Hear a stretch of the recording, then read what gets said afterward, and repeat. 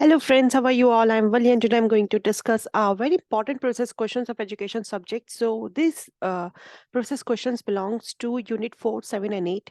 So मैंने क्या किया है कि जो आप मोस्टली मेरी जो आप प्लेलिस्ट देखेंगे उसमें देखेंगे आपके रिसर्च एप्टीट्यूड के मैंने 2018 से 2021 तक की अलग क्वेश्चंस बनाए हुए हैं ताकि अगर आप एक कंसर्न टॉपिक से रिलेटेड प्रोसेस क्वेश्चंस की प्रैक्टिस करना चाहें टिल 2018 तक तो आप इजीली कर सकते हैं।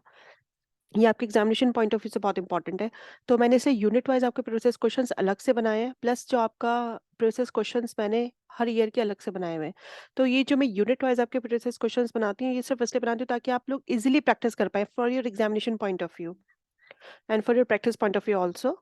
सो स्टार्ट करते हैं फिर हम आज का lesson. So Flanders interaction analysis technique use for analysis of teaching learning situation in the classroom. जो आपकी फ्लेंडर्स इंटरेक्शन एनालिसिस टेक्निक है वो यूज की जाती है क्लास के अंदर टीचिंग लर्निंग क्या सिचुएशन है आपकी एज अ फीडबैक मैकेनिज्म। उसे एक फीडबैक के तरीके से हम यूज करते हैं फ्लैंडर्स इंटरेक्शन एनालिसिस टेक्निक को क्योंकि क्लास में टीचिंग लर्निंग में दैट मीन्स टीचर कैसे पढ़ा रहा है बच्चे कैसे टीचर के साथ इंटरेक्ट कर रहे हैं। तो ये क्या होता है आपका both verbal and non verbal behaviour of teacher and students होते हैं।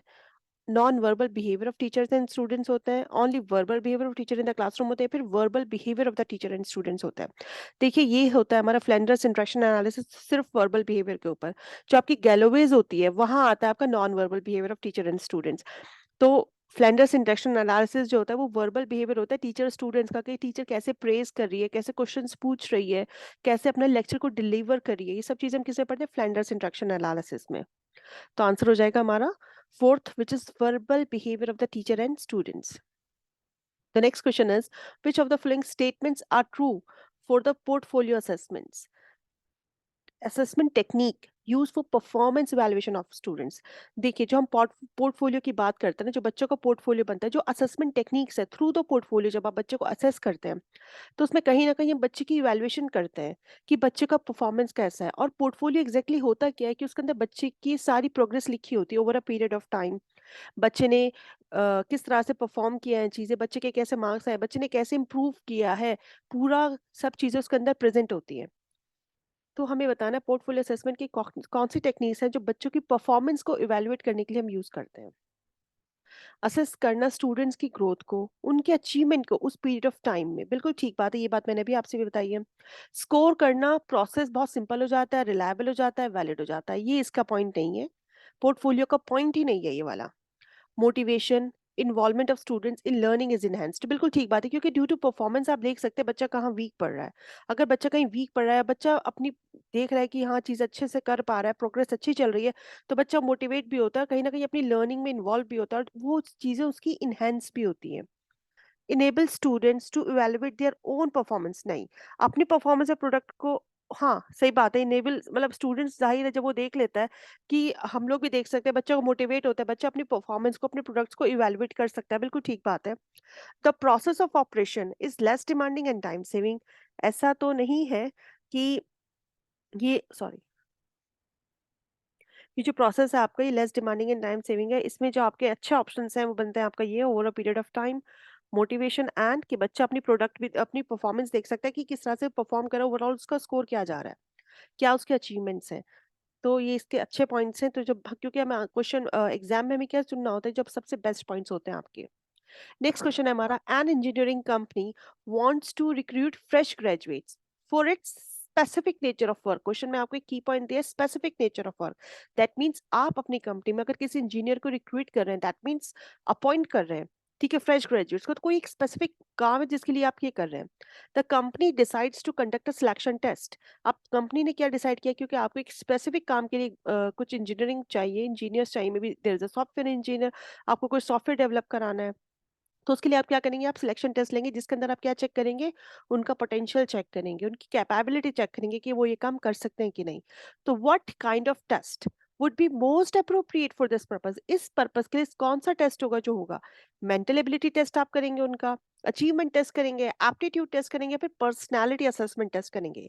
जब आप कोई काम एक स्पेसिफिकली आप एक काम कराना चाह रहे हैं दैट मीन्स आपको एक स्पेसिफिक स्किल की तलाश है ठीक है। तो उसके लिए आप सिलेक्शन टेस्ट लेना है तो दैट मीन्स आप उनका पोटेंशियल चेक कर रहे हैं और पोटेंशियल हम किस में चेक करते हैं एप्टीट्यूड टेस्ट में आप पोटेंशियल चेक करते हो।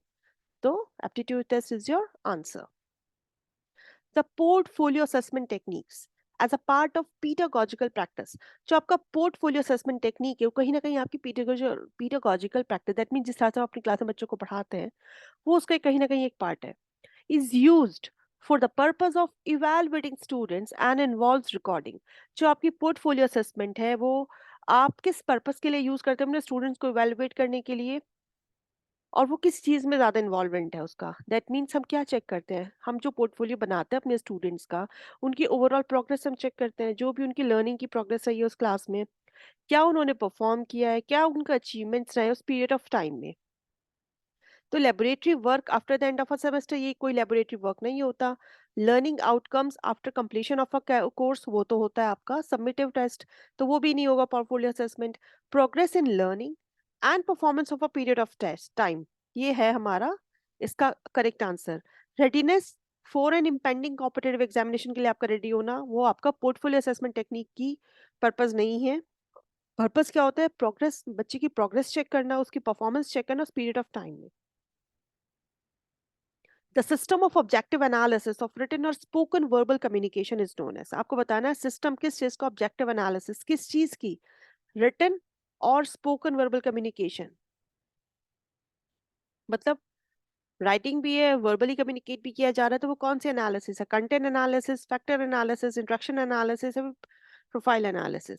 कंटेंट एनालिसिस हम समझते हैं कंटेंट की बात की जा रही है कि जो वर्ड्स, जो फैक्ट्स जो लिखे हुए उसके अंदर है वो मीनिंग उसके अकॉर्डिंग है कि नहीं है। ठीक है।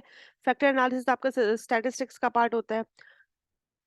तो ये हमारा क्या आंसर हो जाएगा, इसका इंटरेक्शन एनालिसिस जो होगा हमारा कि आप कैसे क्लास में बच्चों को पढ़ा रहे हैं, ब्लैक बोर्ड पे लिख के पढ़ा रहे हैं, कैसे आप कम्युनिकेट कर रहे हैं। सो this is a verbal communication for your students with your students, कि आप कैसे क्लास में इंटरेक्ट कर रहे हैं। कंटेंट एनालिसिस भी एक हमारा रिसर्च टूल है जो हम किस में यूज करते हैं, प्रेजेंस ऑफ कौन कौन से वर्ड्स प्रेजेंट हैं, क्या एकेडमिकली चीज़ों को चेक करना, कंसेप्ट चेक करना क्वालिटेटिव डाटा के बेसिस पे। ठीक है, क्या उनका प्रेजेंस है, क्या उनकी मीनिंग्स है, रिसर्च में किस चीज़ की कहाँ ज़्यादा ज़रूरत है। ठीक है, वो देखना। प्रोफाइल एनालिसिस क्या होता है, ये भी एक आपकी स्टैटिस्टिकल टेक्निक्स होती है जिसको हम क्या बोलते हैं, equivalent of multivariate analysis of variation variance, जो किसके लिए यूज होता है, फॉर रिपीटेड मेजर्स के लिए यूज किया जाता है। फैक्टर एनालिसिस भी आपके एक स्टैटिस्टिकल मेथड है जो डिस्क्राइब किया जाता है वेरिएबिलिटी को चेक करने के लिए। तो ये तीनों टर्म्स जो आपके रिसर्च स्टैटिस्टिक्स से बिलोंग करती हैं, जो आपके इंटरेक्शन एनालिसिस है ये क्लासरूम से बिलोंग करती है कि टीचर कैसे अपने स्टूडेंट्स के साथ इंटरेक्ट करता है, बोल कर, लिख कर। तो these are interaction analysis. Next question which is very important question, क्योंकि ये क्वेश्चन आपका पेपर वन में भी आता है। So which of the following are the characteristics of criterion reference interpretation of test course. तो criterion reference interpretation of test course होता क्या है हमारा, कि आप कैसे, मतलब क्राइटेरिया, जब आप एक क्राइटेरिया के बेसिस पे बच्चों को जज किया जाता है, उनकी परफॉर्मेंस को कंपेयर किया जाता है परसेंटाइल्स के बेसिस पे। ठीक है, मतलब परसेंटाइल के बेसिस पे हम क्या कह सकते हैं कि जिसके हाई स्कोर आता है उसके बाद उससे बाद जो परसेंटाइल बनती है उससे बिलो जितने भी बच्चे होंगे उनको उसका कंपैरिजन उससे किया जाता है। हम एक क्राइटेरिया देखते हैं, दैट मीन्स अगर हम नेट एग्जाम की बात करते हैं तो यहाँ पे आपका क्या क्राइटेरिया चेक किया जाता है कि आप असिस्टेंट प्रोफेसर बनने की कैपेबिलिटी रखते हैं कि नहीं। So this is your criteria. ठीक है। अचीवमेंट होना स्पेसिफिक स्किल्स का, कंसेप्ट्स का, by each individual learner is assessed. बिल्कुल ठीक बात है, बच्चे की स्पेसिफिक स्किल्स को चेक करना, this is a criterion reference interpretation of test scores. Instructional objectives जो होते हैं वो बेस्ड होते हैं किस पे, आइडेंटिफाइड स्किल्स पे, जबकि ब्रॉडर लर्निंग की बात यहाँ पर नहीं की जाती। टेस्ट आइटम्स डिस्क्रिमिनेट किए जाते हैं एग्जामिनीज के बीच में और उनकी रिलेटिव पोजीशंस के बीच में, ये बात नहीं है। Scores are expressed in terms of percentile ranks, और इंटर एग्जामिनी कंपैरिजन नहीं। ये होता है आपका नॉर्म रेफरेंस में कि जब कंपैरिजन होता है। An examinee can compare his own performance in terms of development of skills over testing. Testing के बेसिस पे आप आपकी अपनी स्किल्स और अच्छे डेवलप कर लेते हो, ये बिल्कुल ठीक बात है। तो A B and D it's your correct answer.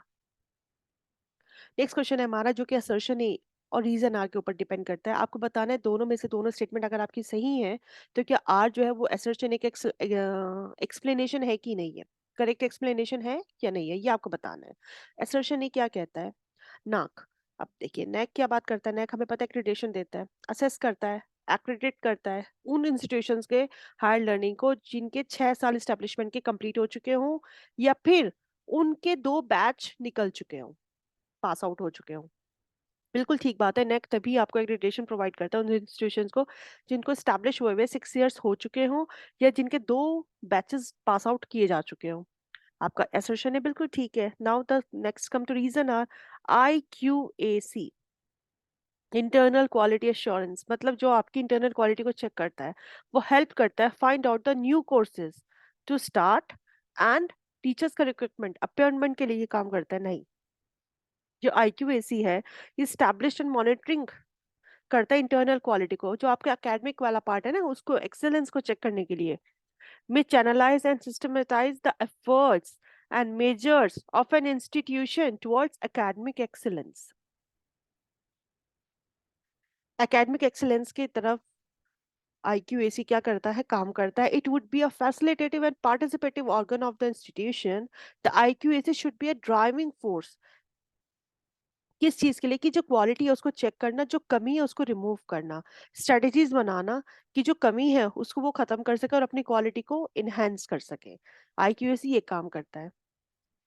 तो इसलिए हमारा जो आर हो गया वो फॉल्स हो गया, क्योंकि यहाँ पे इन्होंने क्या बात कही है, टीचर्स के रिक्रूटमेंट की बात की है, नए कोर्सेज को उसकी बात की है। जबकि ये क्या करता है, कोर्सेज के एक्सीलेंस को चेक करता है कि ठीक है कि नहीं, अगर नहीं है तो उन जो कमियां हैं उनको रिमूव करने का काम करता है। तो आपका assertion is the correct answer and the reason are false. So books, cinema, television, radio, newspapers and computers are termed as instructional media है, सोशल मीडिया है, टीचिंग मीडिया है, ट्रेडिशनल मीडिया है। पहली बात तो ये खत्म हो गई कि सोशल मीडिया नहीं है, ट्रेडिशनल मीडिया भी नहीं है, टीचिंग मीडिया भी नहीं है। कहीं ना कहीं इंस्ट्रक्शन का हम ये कह सकते हैं, कहीं ना कहीं इंस्ट्रक्शंस के लिए हेल्प करते हैं। टीचर्स बुक से भी लेते हैं, एक तरह से विजुअल एड का काम आपका करता है ये। तो इंस्ट्रक्शनल मीडिया ही है हमारा, इसके थ्रू हम इंस्ट्रक्शंस करा सकते हैं। नेक्स्ट क्वेश्चन है हमारा, विच of the following is not a component of system approach. System की बात आई है, सिस्टम अप्रोच का कंपोनेंट कौन सा नहीं है? सिस्टम में क्या होता है, आपका एक इनपुट होता है, एक प्रोसेस चलता है एंड देन आउटपुट होता है। आउटपुट हो गया, या आप इसे फीडबैक भी कह सकते हैं। लेकिन वेब नेटवर्क की बात कोई नहीं करता सिस्टम एंड अप्रोच में। तो यही आपका, क्योंकि क्वेश्चन में क्या पूछा है, नॉट पूछा है, इसलिए web network is the correct answer. So friends, ये था मेरा आज का lesson. Thank you for your attention, stay blessed and enjoy learning and see you soon with the next video. इसके कुछ और क्वेश्चन हम कराएंगे 2021 के, फिर हम 2020 पे आ जाएंगे आपके। तो इस तरह से आपका एक कंप्लीट यूनिट्स के रिवीजन हो जाएंगे। Stay blessed, enjoy learning, bye bye.